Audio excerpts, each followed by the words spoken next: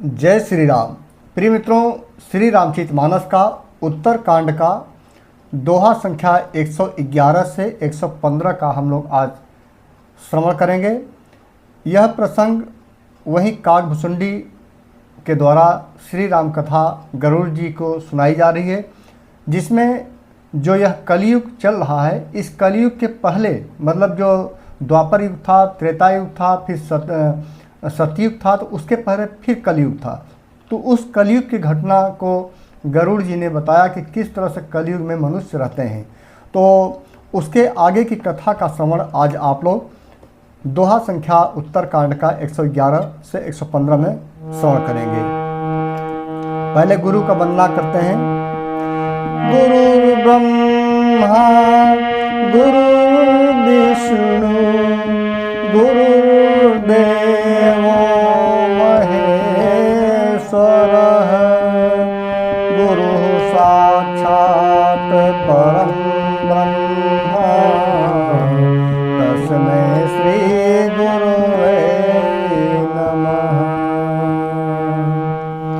चौपाई संख्या 1 दोहा का 111 का।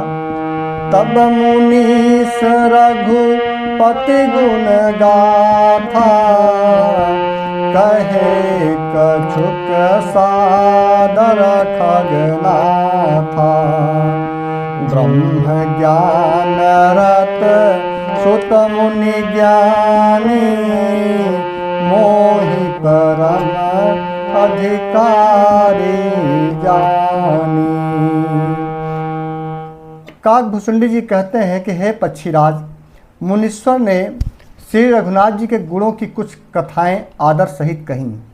फिर वे ब्रह्म ज्ञान परायण विज्ञानवान मुनि मुझे परम अधिकारी जानकर, फिर आगे काकभुसुंडी जी अमर क्यों है, इसका प्रसंग मैंने मित्रों पिछले वीडियो में बताया कि काकभुसुंडी जी किसके वरदान से अमर हुए थे और उनको पिछले सभी जन्मों की कहानी याद रहती थी। वे कैसे हुआ, जिन लोगों को पिछला प्रसंग नहीं सुने होंगे तो दोहा संख्या पिछला 101 से 110 का श्रवण वो लोग कर लेंगे। लागे करन ब्रह्म उपदेशा अज अद्वैतया गुण हृदयेशा अकल अनीह अनामय रूपा अनुभव गम्याय खंडाय अनुपा। अर्थात ब्रह्मा का उपदेश करने लगे कि वह अजन्मा है, अद्वैत है, निर्गुण है, ब्रह्मा के संदर्भ में बता रहे हैं, और हृदय का स्वामी अंतर्यामी है। उसे कोई बुद्धि के द्वारा माप नहीं सकता। वह इच्छा रहित, नाम रहित, रूप रहित, अनुभव से जानने योग्य, अखंड और उपमा रहित है। मन गोतित अमलय विनाशी मन गोतित अमलय विनाशी निर्विकार निरवधि सुख राशि सोतै ताहि तो ही नहीं भेदा बारी बीचैव गावहि वेदा। अर्थात वह मन और इंद्रियों से परे, निर्मल, विनाश रहित, निर्विकार, सीमा रहित और सुख की राशि है। वेद ऐसा गाते हैं कि वही तू है, तत्त्वमसि, अर्थात जल और जल की लहर की भांति उसमें और तुझ में कोई भेद नहीं है। विविध भांति मोहि मुनि समुझावा निर्गुण मत मम हृदय नयावा पुनि मैं कहूँ नाई पद सीसा सगुण उपासन कहाँ मुनीसा। अर्थात मुनि ने मुझे अनेकों प्रकार से समझाया, पर निर्गुण मत मेरे हृदय में नहीं बैठा। मैंने फिर मुनि के चरणों में सिर नवाकर कहा, हे मुनीश्वर, मुझे सगुण ब्रह्म की उपासना कहिए। सोचिए, काकभुसुंडी जी को भी निर्गुण उपासना नहीं समझ में आई, क्योंकि जो स्वरूप मित्रों सामने नहीं दिखता है उसमें बहुत से संत महात्माओं का भी मन नहीं लग पाता है, एकाग्रचित नहीं हो पाता। उसके लिए बहुत बड़ा तपस्या की आवश्यकता होती है कि निर्गुण ब्रह्म में जिसका ध्यान लग जाए। तो कलयुग में तो ऐसा संभव नहीं है, इसीलिए सगुण उपासना कलयुग में किया जाता है। इसीलिए श्री रामचरितमानस के अभी पिछले हमने प्रसंग में बताया कि गुरु को ही आप मान सकते हैं। इसीलिए कहा गया है गुरु ब्रह्मा गुरु विष्णु गुरुर्देवो महेश्वर। तो ये गुरु ही सब कुछ आप मान लेंगे, उसी को साकार रूप में मान लेंगे, तो भी आपका यह कलयुग में प्रभु का भक्ति हो जाएगी। इसीलिए मुझे सगुण ब्रह्म की उपासना कहिए, बताइए, ये काकभुसुंडी जी कह रहे हैं। राम भगति जल मम मन मीना, किमि बिल गाई मुनि सप्रवीणा। सोई उपदेश कहूँ करि दाया, निज नयन देखो रघुराया। अर्थात मेरा मन राम भक्ति रूपी जल में मछली हो रहा है, उसी में रम रहा है। हे चतुर मुनीश्वर, ऐसी दशा में वह उससे अलग कैसे हो सकता है? आप दया करके मुझे वही उपदेश और वही उपाय कहिए जिससे मैं श्री रघुनाथ जी को अपनी आँखों से देख सकूं। भरी लोचन बिलो की अवधेसा, तब सुनी हूँ निर्गुण उपदेशा। मुनि पुनि कही हरे कथा अनुपा, खंडी सगुण मत गुण निरूपा। अर्थात पहले नेत्र भर कर श्री अयोध्यानाथ को देखकर तब निर्गुण का उपदेश सुनूंगा। मुनि ने फिर अनुपम हरि कथा कहकर सगुण मत का खंडन करके निर्गुण का निरूपण किया। अब देखिए कैसे करते हैं निर्गुण का निरूपण। तब मैं निर्गुण मत कर दूरी, सगुण निरूपण करे हठ भूरी। उत्तर प्रति उत्तर मैं किन्हा, मुनि तन भये क्रोध के चिन्हा। तब मैं निर्गुण मत को हटाकर अर्थात उसे काटकर बहुत हट करके सगुण का निरूपण करने लगा। मैंने उत्तर प्रत्युत्तर किया, इससे मुनि के शरीर में क्रोध के चिन्ह उत्पन्न हो गए। चूँकि गुरु जो मुनि थे क्रोधित से लगने लगे कि ज़्यादा यह बहस कर रहा है, जो निर्गुण मेरी बात नहीं मान रहा है और बार बार कह रहा है कि सगुण क्या, उपासना करने की विधि बताइए। सुन प्रभु बहुत अवज्ञा किए, उपज क्रोध ज्ञानिन के हिए। अति संघर्षण जो कर कोई, अनल प्रगट चंदन ते होई। सीताराम चरण रति मोरे, अनुदिन बढ़हुआ अनुग्रह तोरे। अतः हे प्रभो सुनिए, बहुत अपमान करने पर ज्ञानी के भी हृदय में क्रोध उत्पन्न हो जाता है।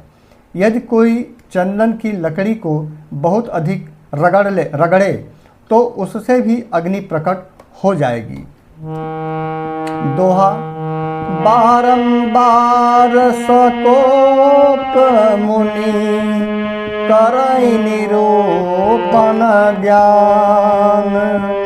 मैं अपने मन बैठ तब, करऊं विविध अनुमान। मुनि बार बार क्रोध सहित ज्ञान का निरूपण करने लगे। तब मैं बैठा बैठा अपने मन में अनेकों प्रकार के अनुमान करने लगा। ये सारी बातें काकभुसुंडी जी गरुड़ जी से कह रहे हैं, अपनी कहानी बता रहे हैं। क्रोध की द्वैत बुद्धि बिनु, दैत की बिनु या ज्ञान, माया बस परिच्छिन्न जड़, जीव के समान। अर्थात बिना द्वैत बुद्धि के क्रोध कैसा, और बिना अज्ञान के क्या द्वैत बुद्धि हो सकती है। माया के बस रहने वाला परिच्छिन्न जड़ जीव क्या ईश्वर के समान कभी हो सकता है। कबहु की दुख सब करहित ताके, तेह की दरिद्र परस मन जाके, परद्रोही की होहि निशंका, कामी पुण्य की रहाई अकलंका। अर्थात सबका हित चाहने से क्या कभी दुख हो सकता है। जिसके पास पारस मणि है उसके पास क्या दरिद्रता रह सकती है। दूसरे से द्रोह करने वाला क्या निर्भय हो सकता है, और कामी क्या कलंक रहित या बेदाग रह सकते हैं। ऐसा नहीं हो सकता है। बंस की रह द्विज अनहित किन्हे, कर्म की हो ही स्वरूप ही चिन्ह, काहु सुमति की फल संग जानी, शुभ गति पावके परप्रियगामी। अर्थात ब्राह्मण का बुरा करने से क्या वंश रह सकता है। स्वरूप की पहचान आत्मज्ञान होने पर क्या आसक्ति पूर्वक कर्म हो सकता है। दुष्टों के संग से क्या किसी की सुबुद्धि उत्पन्न हुई है। पर स्त्रीगामी क्या उत्तम गति पा सकते हैं, अर्थात नहीं। भव की परहि परमात्मा बिंदक, सुख की होहि कबहु हरि निंदक, राज की रहाई नीत बिनु जाने, अघ की रहाई हरि चरित बखाने। अर्थात परमात्मा को जानने वाले कहीं जन्म मरण के चक्कर में पड़ सकते हैं। अर्थात जो परमात्मा को समझ लिया मित्रों, वह जन्म मरण के चक्कर में कभी दुखी नहीं होता। भगवान की निंदा करने वाले कभी सुखी हो सकते हैं नहीं। नीति बिना जाने क्या राज्य रह सकता है। श्री हरि के चरित्र वर्णन करने पर क्या पाप रह सकते हैं। ये सारा मित्रों ज्ञान प्रभु की कृपा से काकभुसुंडी जी को निमित्त बना करके कलयुग के मनुष्यों के लिए ये सब दे रहे हैं, ताकि आने वाले मनुष्यों को इसका लाभ मिल सके। और एक जाते जाते कहा जाता है कि एक जो परिवार का जो स्वामी होता है वो अपने परिवार के लिए, उसके जीने खाने के लिए कुछ दे कर जाता है, ताकि उसका आने वाला जो वंशज है, परिवार है, पीढ़ी है, उसको कोई तकलीफ न हो। इसीलिए जब प्रभु के हम लोग क्या हैं, मनुष्य क्या है, सब संतान हैं। तो जब प्रभु पृथ्वी लोक से अंतर्ध्यान होने का समय उनका आया, तो किसी न किसी को निमित्त बना करके मनुष्य मात्र के लिए ये ज्ञान उपदेश इसलिए दे जा रहे थे, ताकि इसका सहारा लेकर के मनुष्य का उद्धार हो सके, मनुष्य अपना कल्याण कर सके। तो जो मनुष्य प्रभु के इन बातों का ध्यान रखेंगे उनका कल्याण अवश्य होगा। पावन जस की पुण्य बिनु होई, बिनु वघ अजस की पावई कोई, लाभ की किछु हरि भगति समाना, जही गावही श्रुति संत पुराना। अर्थात बिना पुण्य के क्या पवित्र यश प्राप्त हो सकता है? बिना पाप के भी क्या कोई अपयश पा सकता है? जिसकी महिमा वेद, संत और पुराण गाते हैं, उस हरि भक्ति के समान क्या कोई दूसरा लाभ भी है? अर्थात नहीं। हानि की जग यही सम किछु भाई, भजन राम ही नर तनु पाई। अघटी पी सुनता सम कछुआना, धर्म की दया सरिस हरि जाना। अर्थात हे भाई, जगत में क्या इसके समान दूसरी भी कोई हानि है कि मनुष्य का शरीर पाकर भी श्री राम जी का भजन न किया जाए? चुगलखोरी के समान क्या कोई दूसरा पाप है? और हे गरुड़ जी, दया के समान क्या कोई दूसरा धर्म है? इसीलिए मित्रों कहता हूँ कि इस मनुष्य जीवन का लाभ जो लोग ले सकें, जितना ज़्यादा ले सकते हैं, प्रभु का ध्यान करके, भजन करके। एहि विधि अमित जुगुति मन गुण, मुनि उपदेशन सादर सुनऊ। पुनि पुनि सगुन पक्ष मै रोपा, तब मुनि बोले बचन सकोपा। अर्थात इस प्रकार मैं अनगिनत युक्तियाँ मन में विचारता था और आदर के साथ मुनि का उपदेश नहीं सुनता था। जब मैंने बार बार सगुण का पक्ष स्थापित किया, तब मुनि क्रोधयुक्त वचन बोले। क्या बोले? मूढ़ परम सिख देऊ न मानसी, उत्तर प्रति उत्तर बहुआनसी। सत्य वचन दे श्वासन करहि, बायस एव सब ही ते डरहि। अर्थात अरे मूढ़, मैं तुझे सर्वोत्तम शिक्षा देता हूँ तो भी तू उसे नहीं मानता और बहुत से उत्तर प्रत्युत्तर दलीलें लाकर रखता है। मेरे सत्य वचन पर विश्वास नहीं करता, कौवे की भांति सभी से डरता रहता है। सठ स्वपक्ष तव हृदय विशाला, सपदे होहि पक्षी चंडाला। लिन श्राप मैं शीस चढ़ाई, नहीं कछु भय न दीनता आई।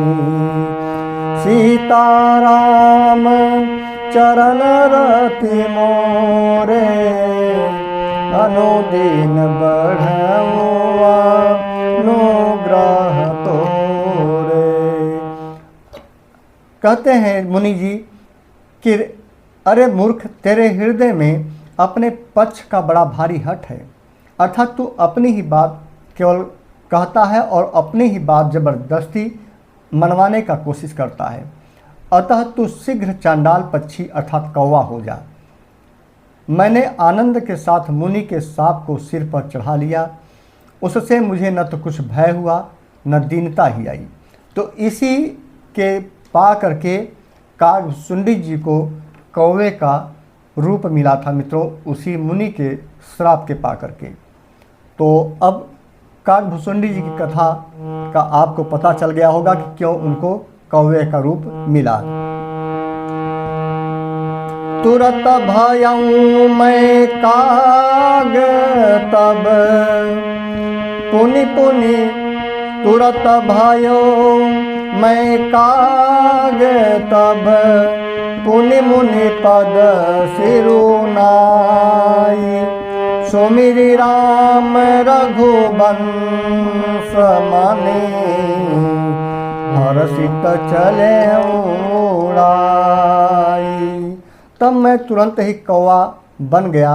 फिर मुनि के चरणों में सिर नवाकर और रघुकुल शिरोमणि श्री राम जी का स्मरण करके मैं हर्षित होकर आनंदित होकर उड़ चला, क्योंकि काकभुसुंडी जी को न जीवन का था न मरण का भय था। उनको ऐसा भगवान भोलेनाथ ने पहले ही श्राप मतलब आशीर्वाद दे दिया था, उनको वरदान दे दिया था कि जन्म मृत्यु का आप पर कोई प्रभाव नहीं पड़ेगा और प्रभु का स्मरण हमेशा होता रहेगा।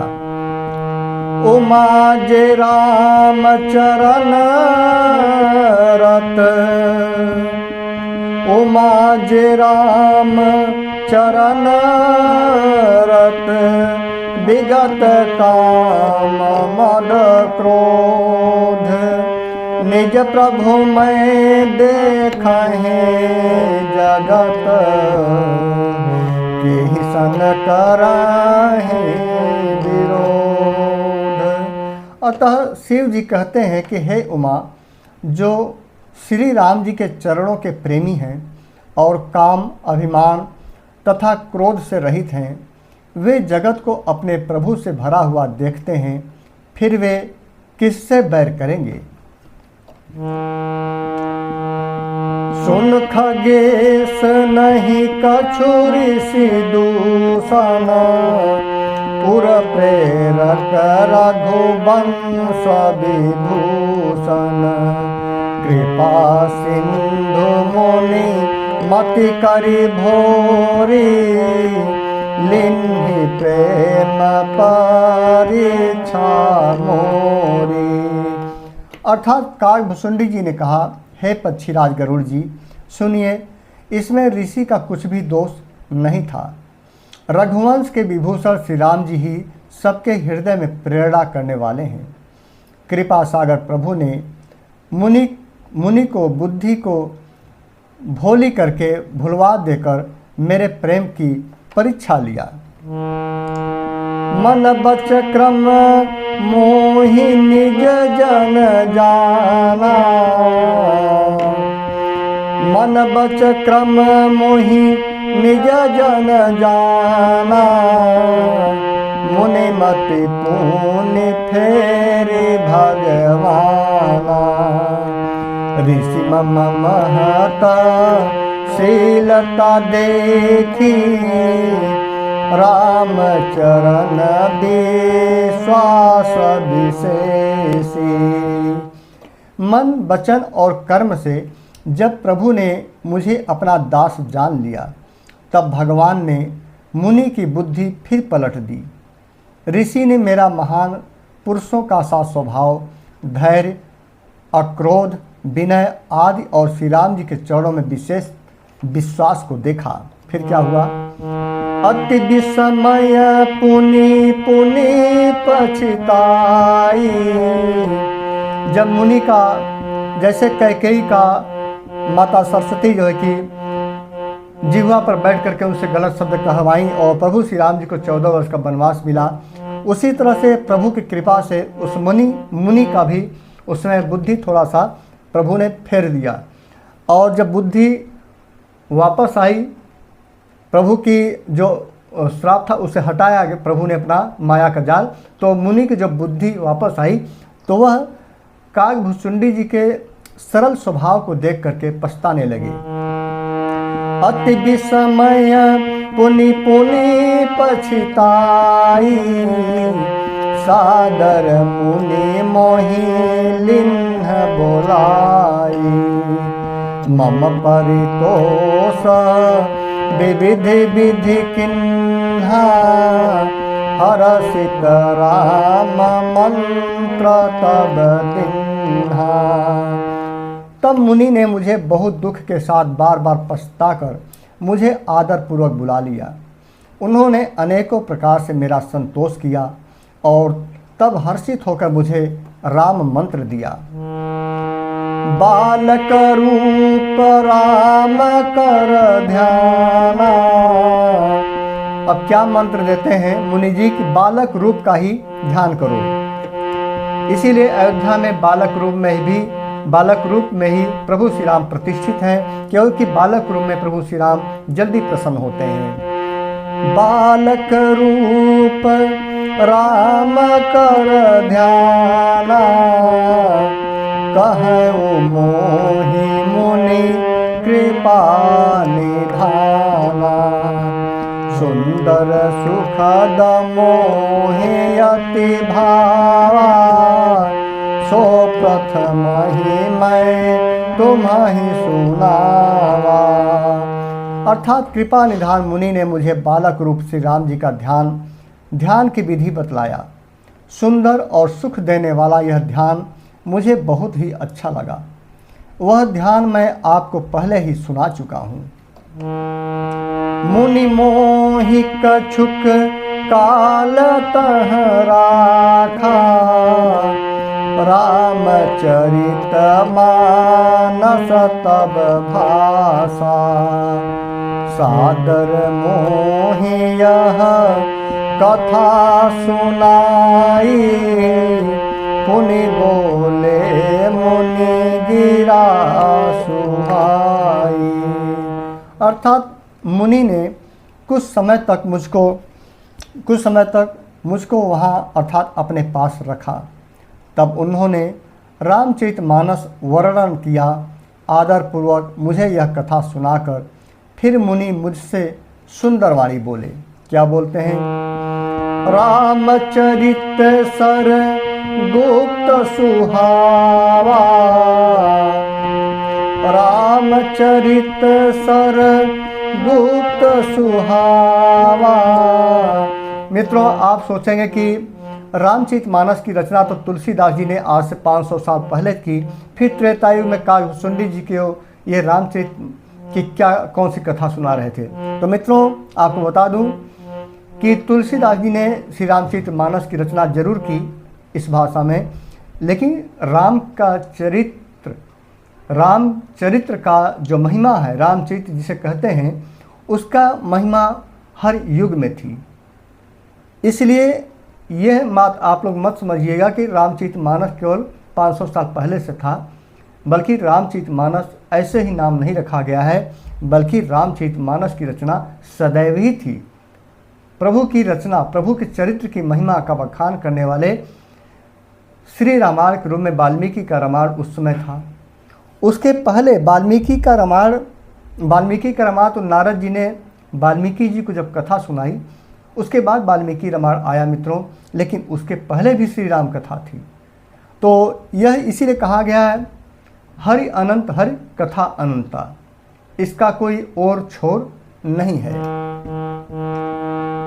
रामचरित सर गुप्त सुहावा, शंभु प्रसाद तात मैं पावा।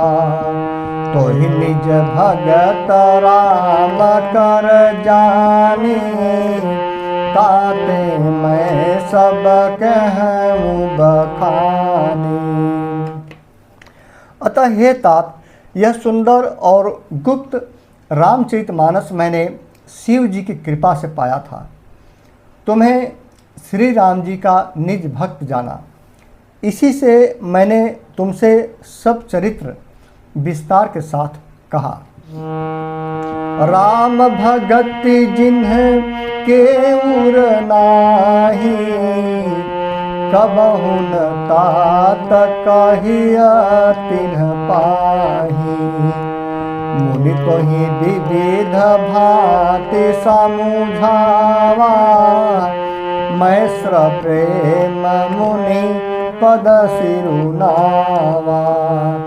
अर्थात हे तात, जिनके हृदय में श्री राम जी की भक्ति नहीं है, उनके सामने इसे कभी भी नहीं कहना चाहिए। ये देखिए, एक और बात सामने आ गई मित्रों कि श्री राम कथा, जिनके हृदय में श्री राम के प्रति भक्ति नहीं है, जो प्रभु श्री राम को नहीं मानते हैं, उनके सामने इसे कभी भी नहीं कहना चाहिए। ये काकभूषुंडी जी कह रहे हैं। मुनि ने मुझे बहुत प्रकार से समझाया, तब मैंने प्रेम के साथ मुनि के चरणों में सिर नवाया। निज कर कमल परसी मम सीसा, निज कर कमल परसी मम सीसा, हर्षित आशीष दीन्ह मुनीसा। राम भगति अबीरल उर तोरे, बसहि सदा प्रसाद अब मोरे। अर्थात मुनीश्वर ने अपने कर कमलों से मेरा सिर स्पर्श करके हर्षित होकर आशीर्वाद दिया कि अब मेरी कृपा से तेरे हृदय में सदा प्रगाढ़ राम भक्ति बसेगी। सदा राम प्रिय हो तुम, सदा राम प्रिय हो तुम, शुभ गुण भवनायमान, काम रूप इच्छा मरण, ज्ञान विराग निधान। अतः तुम सदा श्री राम जी को प्रिय हो और कल्याण रूप गुणों के धाम मान रहित इच्छा अनुसार रूप धारण करने में समर्थ, इच्छा मृत्यु, जिसकी शरीर छोड़ने की इच्छा करने पर ही मृत्यु हो, बिना इच्छा के मृत्यु न हो, एवं ज्ञान और वैराग्य के भंडार हो, ऐसा काकभुचुंडी जी को भी एक वरदान मिला था इच्छा मृत्यु का। काकभुचुंडी जी को मित्रों कई वरदान मिले थे। इच्छा मृत्यु का वरदान मिला, किसी भी जन्म में अपनी स्मृति सभी जन्मों को याद रखने की उनमें क्षमता थी, ऐसा वरदान भगवान भोलेनाथ ने दिया था। और कोई भी शरीर छोड़ते समय उनको कष्ट न हो, न शरीर पाते समय न शरीर छोड़ते समय, ये सारी चीज़ों को उनको जो है कि वरदान में मिला हुआ था।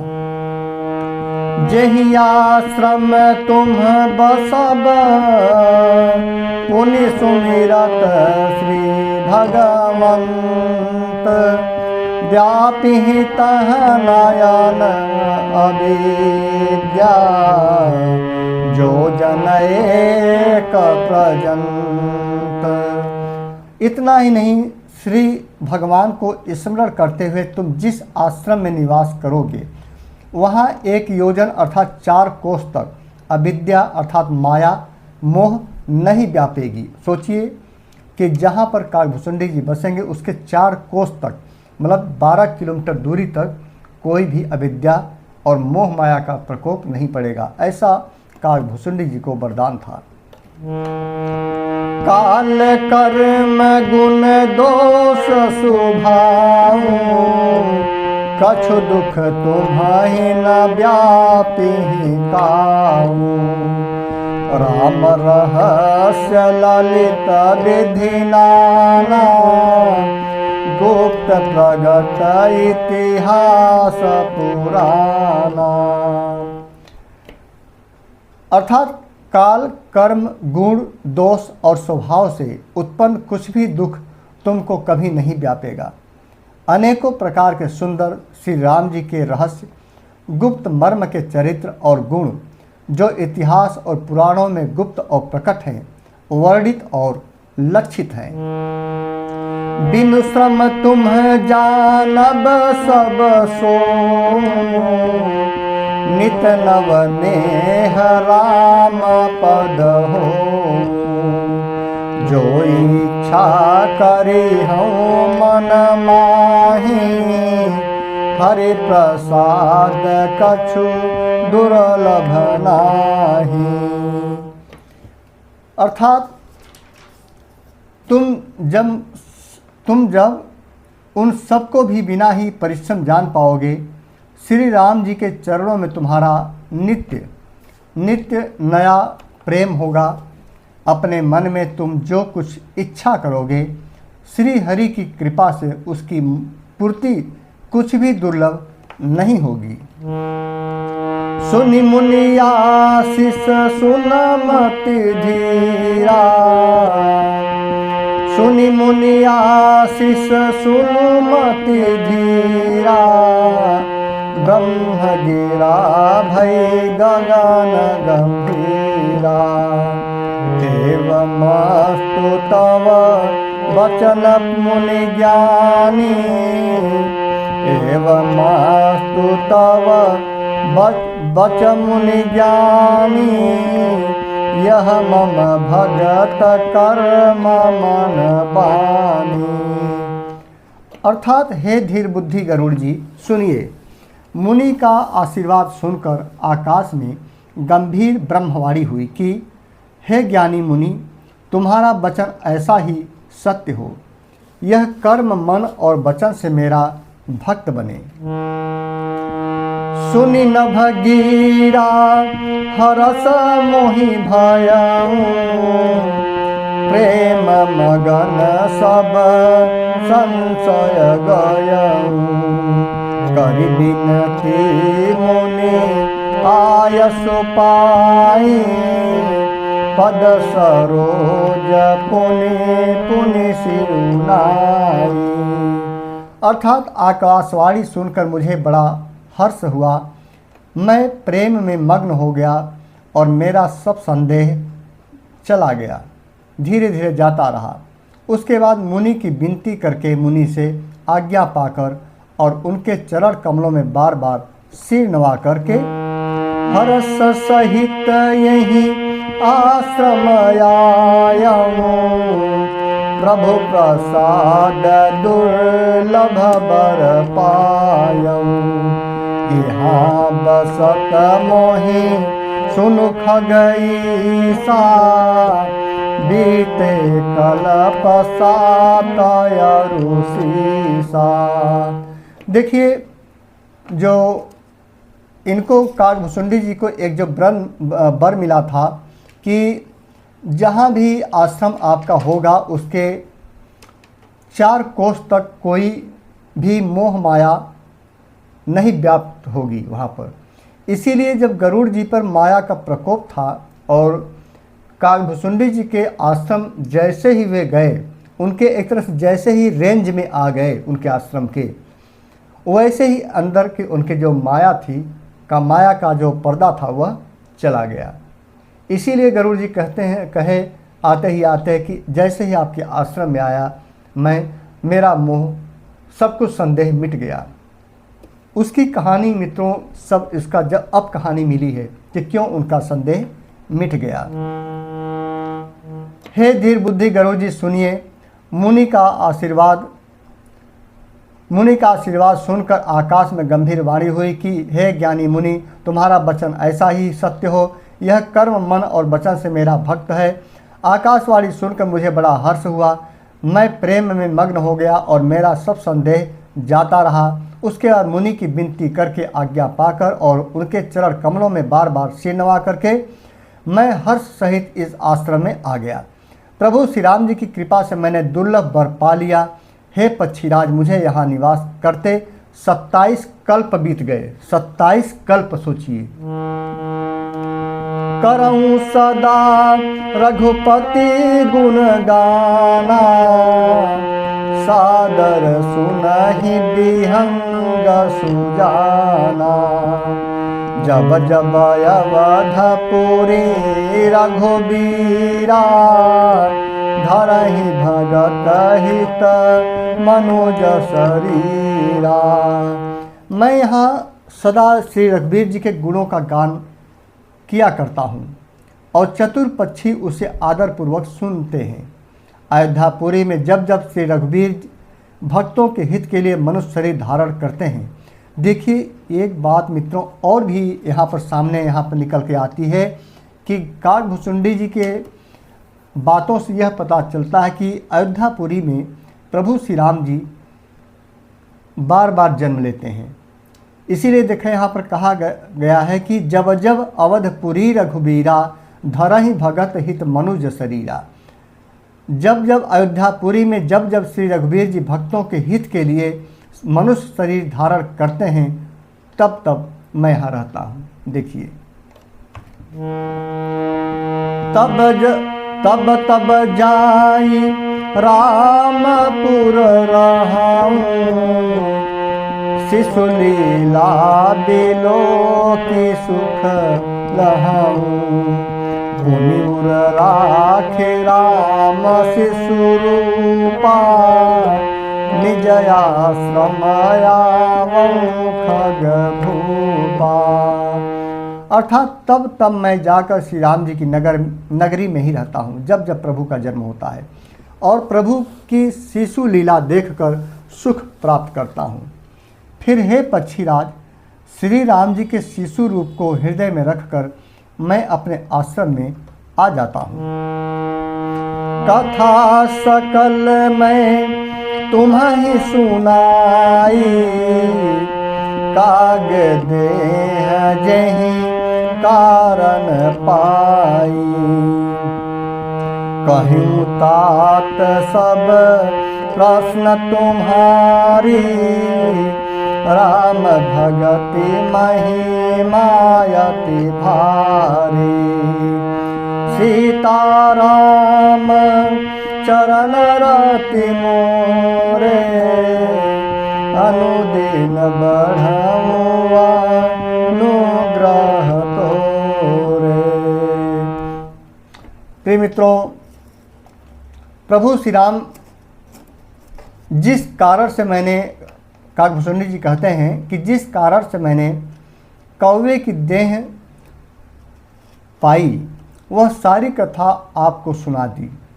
हे तात, मैंने आपके सब प्रश्नों के उत्तर बता दिए, और राम भक्ति की बड़ी भारी महिमा, बहुत बड़ी महिमा है। एक दोहा संख्या 114। ताते यह तन मोहि प्रिय, ताते यह तन मोहि प्रिय, भयउ राम पद नेह। निज प्रभु दर्शन पायऊं, गए सकल संदेह।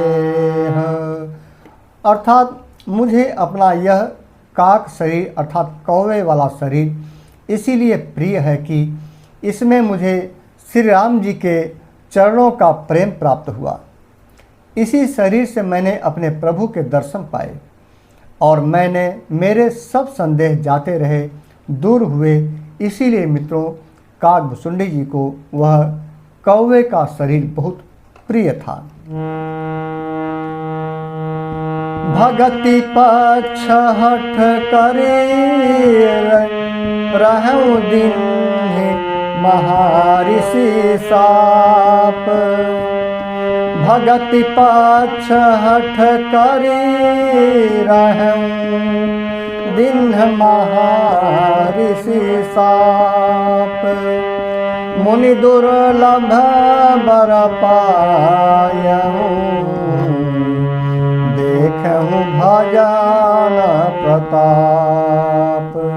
अर्थात मैं हठ करके भक्ति पक्ष पर अड़ा रहा, जिसमें महर्षि लोमश ने मुझे शाप दिया, परंतु उसका फल यह हुआ कि जो मुनियों को भी दुर्लभ है, वह वरदान मैंने पाया। भजन का प्रताप तो देखिए। जे यसी भगति जाने परिहरहि, केवल ज्ञान हेतु श्रम करहि। ते जड़ काम धेनु गृह त्यागी, खोजत आको फिरहि पय लागी। अर्थात जो भक्ति की ऐसी महिमा जानकर भी उसे छोड़ देते हैं और केवल ज्ञान के लिए श्रम अर्थात साधन करते हैं, वे मूर्ख घर पर खड़ी हुई कामधेनु को छोड़कर दूध के लिए मदार के पेड़ को खोजते हुए फिरते हैं। सुन खगेश हरि भगति बिहाई, जे सुख चाहै आनऊ पाई। 63 महासिंधु बिनु तरनी, पैरी पार चाहे जड़ करनी। अर्थात हे पक्षीराज सुनिए, जो लोग श्री हरि की भक्ति को छोड़कर दूसरे उपायों से सुख चाहते हैं, वे मूर्ख और जड़ करने वाले अभागे बिना ही जहाज के तैरकर महासमुद्र के पार जाना चाहते हैं। सुनि भुसुंडी के बचन भवानी, बोले गरुड़ फरस मृदुबानी। तव प्रसाद प्रभु मम उर माहि, संशय शोक मोह भ्रम नाहि। अर्थात शिव जी कहते हैं, हे भवानी, भुसुंडी जी के वचन सुनकर गरुड़ जी हर्षित होकर कोमल वाणी से बोले, हे प्रभु, आपके प्रसाद से मेरे हृदय में अब संदेह, शोक, मोह और भ्रम कुछ भी नहीं रह पाया, अर्थात सब कुछ दूर हो गया। सुने पुनित राम गुण ग्रामा, तुम्हारी कृपा लहूं विश्रामा। एक बात प्रभु पूछूं तो ही, कहूं बुझाई कृपा निधि मोहि। अर्थात मैंने आपकी कृपा से श्री रामचंद्र जी के पवित्र गुण समूहों को सुना और शांति प्राप्त की। हे प्रभु, अब मैं आपसे एक बात और पूछता हूँ। हे कृपा सागर, मुझे समझा कर कहिए। कहीं संत मुनि वेद पुराना, नहीं कछु दुर्लभ ज्ञान समाना। सोई मुनि तुम सन कहूँ गोसाई, नहीं आदर हूँ भगत की नाई। संत मुनि वेद और पुराण यह कहते हैं कि ज्ञान के समान दुर्लभ कुछ भी नहीं है। हे गोसाई, वही ज्ञान मुनि ने आपसे कहा, परंतु आपने भक्ति के समान उसका आदर नहीं किया।